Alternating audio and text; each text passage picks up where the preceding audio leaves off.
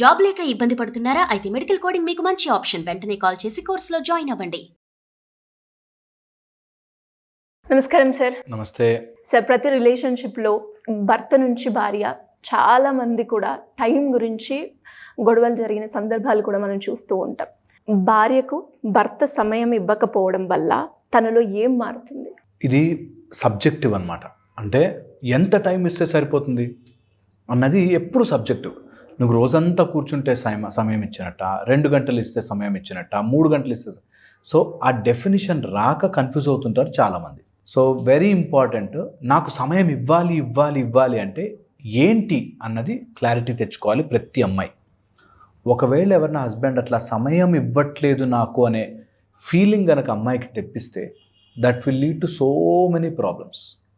Number 1, ఈ రిలేషన్షిప్లో 2 టీములుగా విడిపోవడం జరుగుతుంది.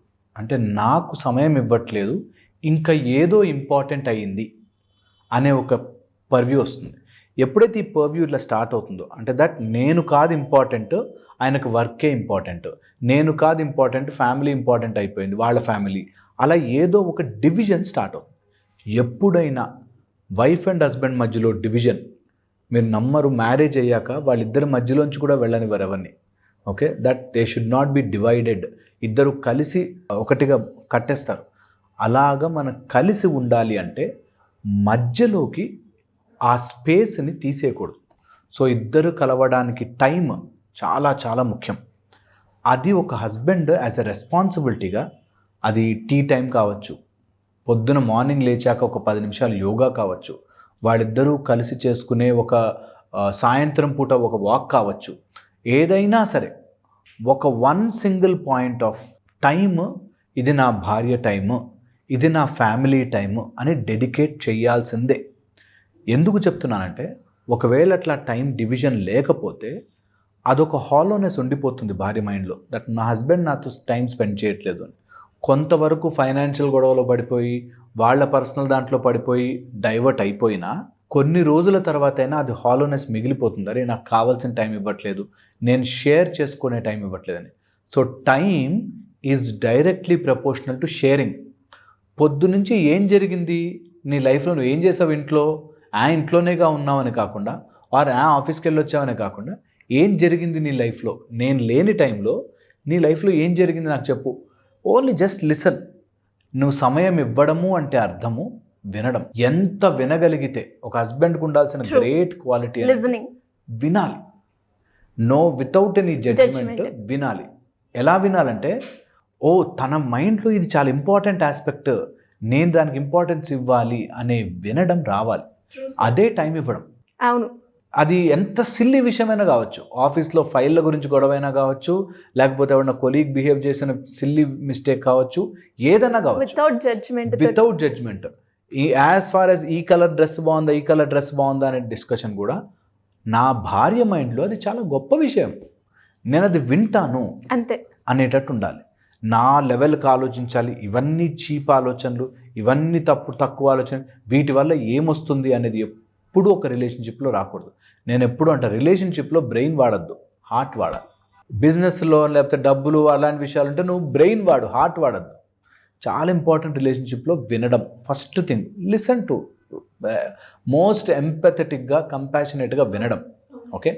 సెకండ్, ఒకవేళ సొల్యూషన్ చెప్పాలి అని అనిపిస్తే, ఓకే ఇది నా సజెషన్ మాత్రమే అని చెప్పే వాడి దగ్గర ఎక్కువ సమయం కేటాయించినట్టుగా ఉంటుంది. సజెషనే. You should never impose. ఎప్పుడైతే నీ భార్య మీద నువ్వు ఇలా చెయ్యి అని ఇంపోజ్ చేసావో మీ ఇద్దరి మధ్యలో క్రాక్ స్టార్ట్ అయిపోయింది. అంతే. డబ్బు విషయంలోనూ కొన్ని రాంగ్ మిస్టేక్స్ జరుగుతుంటే ఇలా జరిగింది అని చెప్పడం చాలా important. There is a line. వీటన్నిటికీ ఒక్కొక్క గీతలాగా, first class, second class, third class లాగా ఒకసారి చెప్పావు, సెకండ్ టైం రెస్ట్రిక్ట్ చేసాం, థర్డ్ టైము దాన్ని యాక్సెస్ చేయకుండా లాక్ చేసాం. ఇది చాలా ఇంపార్టెంట్. చాలా ఫ్యామిలీలో జరిగేవి. దట్ నేను చెప్పానండి లాస్ట్ టైం పెట్టొద్దని, వినలేదు, అందుకని ఇంకా నేను ఇవ్వను అనే గొడవ స్టేజ్లోకి వెళ్ళిపోతావు. దానికి కూడా ఒక మెథడ్ ఉంటుంది, slowly to get that in to process. అదొకటి. సమయం వినడం ఒకటి, తర్వాత ప్రాబ్లంకి సొల్యూషన్ చెప్పేటట్టయితే సజెషన్లా ఇవ్వడం ఒకటి. థర్డ్ మోస్ట్ ఇంపార్టెంట్, ఈ ఏ డిస్కషన్లోనూ నేనెంత గొప్పవాడినో తెలుసా, నేనెంత కరెక్ట్గా ఉన్నానో తెలుసా అనే ఫీలింగ్ భార్యకి రానివ్వకూడదు ఎప్పుడు. That's a nice art, subtle art అది. దట్ అబ్బా నేను లేకపోయినా కూడా నువ్వు ఎంత బాగా చూసుకుంటున్నావు ఫ్యామిలీని, నువ్వు ఎంత బాగా నడుపుతున్నావు ఫ్యామిలీని, I'm so proud of you అనే ఒక చిన్న పొగడ్త భార్యను 100 రోజులు చెప్పిన మాటలన్నీ విన్నట్టుగా ఫీల్ అవుతుంది. సో అది చాలా చాలా ఇంపార్టెంట్. ఒక భార్యకు ఆ పొజిషన్, రెస్పెక్ట్, దట్ మన ఫ్యామిలీ మొత్తాన్ని, లేకపోతే తను కూడా ఆఫీస్కి వెళ్ళి కష్టపడి రావడం ఈజ్ ఫర్ అస్, మనమిద్దరం ఒక టీం అనే ఫీలింగ్ని ఎప్పుడు అలా లైవ్గా ఉంచాలి.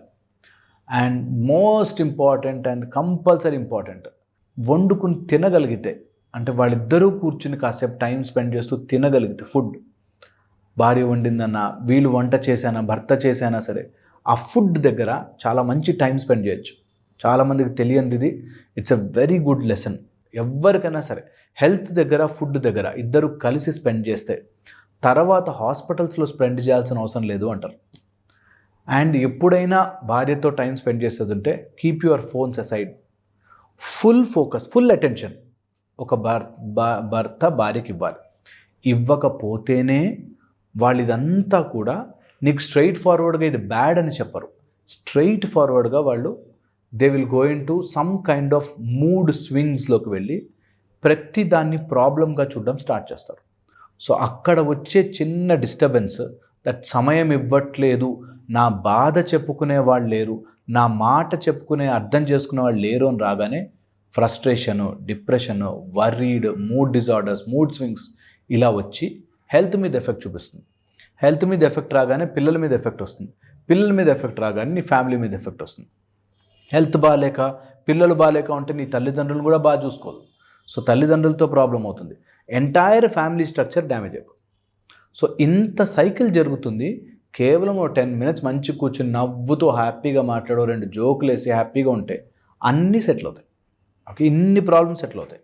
అండ్ ఎప్పుడైనా సరే ఒకవేళ అట్లా గ్యాప్ వచ్చింది అని అనిపిస్తే లీవ్ ఎవ్రీథింగ్ అసైడ్. నాకు ఏది ఇంపార్టెంట్ కాదు, యు ఆర్ ఇంపార్టెంట్ అని చెప్పగలిగితే తనే అంటుంది మీరు వెళ్ళి పని చేసుకొని పోండి. బికాస్ దట్ ఆ space, that I am important to my husband అనే ఒక ఫీలింగ్ ఉంటే ఏ అమ్మాయి అయినా సరే చాలా కోఆపరేటివ్గా, చాలా హెల్ప్ఫుల్గా ఉంటుంది. సో అది కొందరికి ఎక్స్ప్రెస్ చేయలేక నా టైం అని అడుగుతూ ఉంటారు. ఇంకొందరికి వినే నా కంప్లీట్ నేను ఏదైతే అనుకుంటున్నానో అదంతా షేర్ చేసినాక నాకు మీరు అవసరం లేదు కదా, మీ వర్క్ మీరు చేసుకుంటే సరిపోతుంది కదా. ఎస్, అదే సార్ చాలా ఇంపార్టెంట్. అంటే ఇలా వచ్చినప్పుడు కొన్ని మెకానికల్గా కంపల్సరీ వాళ్ళ ఫంక్షన్కి వెళ్ళాలి, కంపల్సరీ పిల్లలు స్కూల్కి వెళ్ళాలి, ఇట్లా ఏదో మొనాటనస్గా చేయొద్దు. ఏ పనైనా సరే బలవంతంగా స్కూల్కి వెళ్ళి వచ్చేసాను, నా పని అయిపోయింది, నేను ఇంత మాట్లాడేసాను, అయిపోయింది అని బలవంతంగా ఇంపార్టెంట్ నీ తర్వాతనే ఎవరైనా అని ట్రూత్ఫుల్గా, హార్ట్ఫుల్గా బయటకు వస్తే ఆ ఫీలింగ్ బాగుంటుంది. మీకు కూడా చాలా తెలియని ఆక్సిటోసిన్స్ రిలీజ్ అవుతాయి బాడీలో, ఒక తెలియని హ్యాపీ హార్మోన్స్ రిలీజ్ అవుతాయి బాడీ. సో కంపల్సరీగా from the heart give your time. True sir, మీరు అన్నట్టుగానే ఈ వీడియోలో మొత్తంగా ఒక్క పాయింట్ టేక్అవే చేసుకోవాలంటే ఇదొక్కటే, ఖచ్చితంగా నువ్వు నా లైఫ్కి ఎంటర్ అయ్యావు, నీ తర్వాతనే నాకు వేరే వాళ్ళు అన్న ఒక చిన్న అష్యూరిటీయో లేదంటే ఒక మాటనో ఒక సపోర్ట్ని ఇస్తే చాలు. ఆమె మీ దగ్గర నుంచి ఇంకేది ఎక్స్పెక్ట్ చేయదు నాకు తెలిసినంత వరకు. Thank you sir, thank you so much.